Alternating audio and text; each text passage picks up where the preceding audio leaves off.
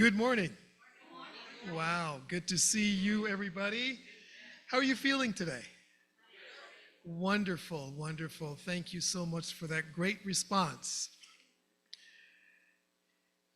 I forgot, I need to get back and get a prop, so excuse me.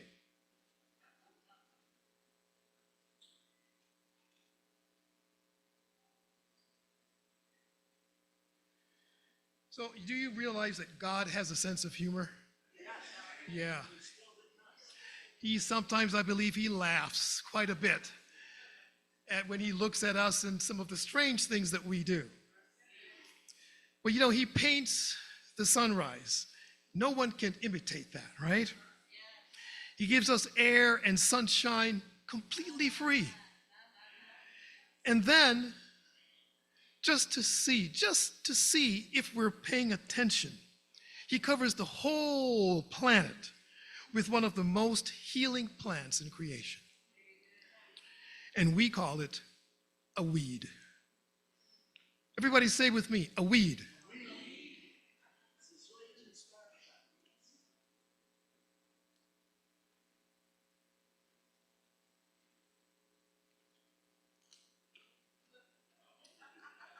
Dandelion.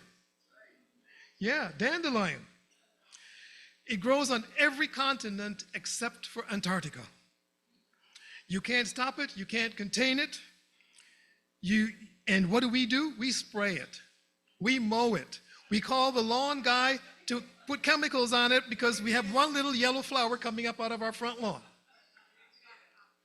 Meanwhile, God is whispering, hey, that's dinner. That's medicine. That's multivitamins growing under your feet. Can you hear him laughing right now?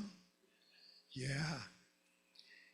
And when you listen to science confirming this, it tells us that every part of the dandelion, the flowers, the roots, the stems, all parts are medicinal and they are edible.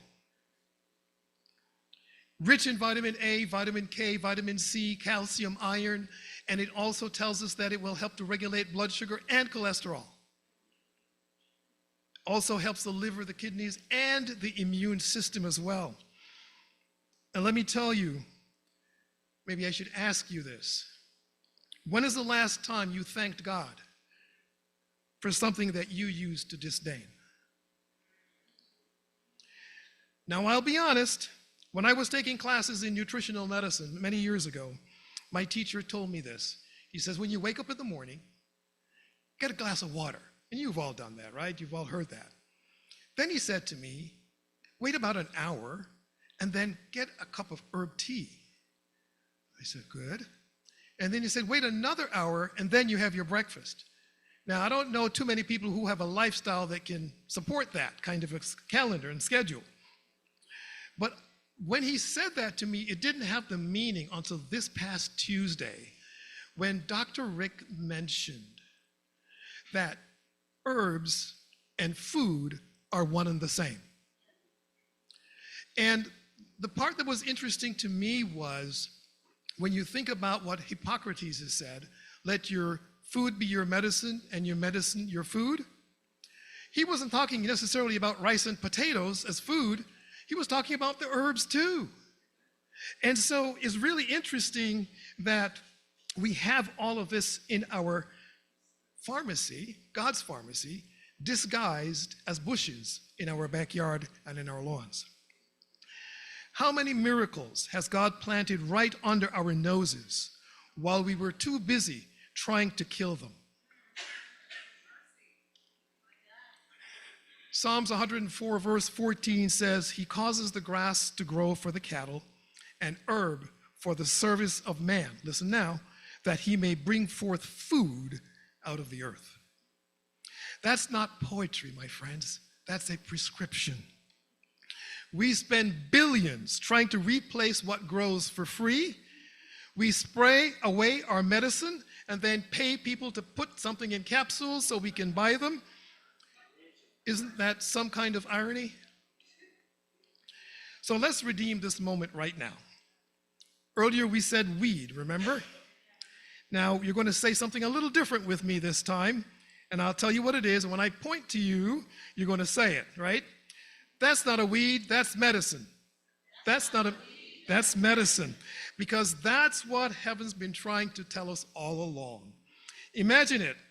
Instead of bragging about how perfect and weed-free our lawns are, that we bragged about how many dandelions we actually have in the space that God has given to us.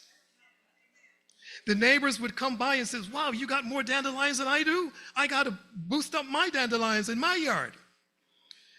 Because the joke's on us, friends. While we've been trying to conquer nature, God has been quietly conquering disease, one backyard weed at a time. Oh, please forgive me, one backyard medicine at a time. And so please note that God made the medicine. We called it a weed.